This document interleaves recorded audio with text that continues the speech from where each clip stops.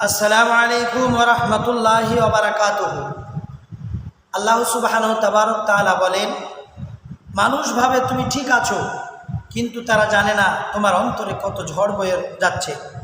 তুমি বাইরে হাসছো, অথচ হৃদয়ে প্রতিদিন ভেঙে পড়ছো।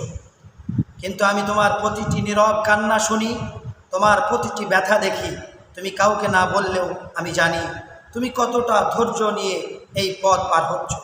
তুমি আমার উপর বিশ্বাস রাখো, আমি তোমার কষ্টকে জান্নাতের সিঁড়িতে বদলে দেব।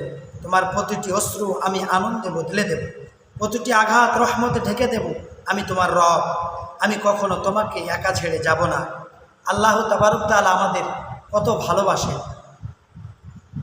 আল্লাহ তাবারক তাআলা তিনার শান এবং শওকাত দিয়ে আমাদের প্রতিটি জিনিস আল্লাহ তাবারক তাআলা বুঝতে পারেন। আল্লাহ আমাদেরকে সহি বুঝদান করুন, আমিন।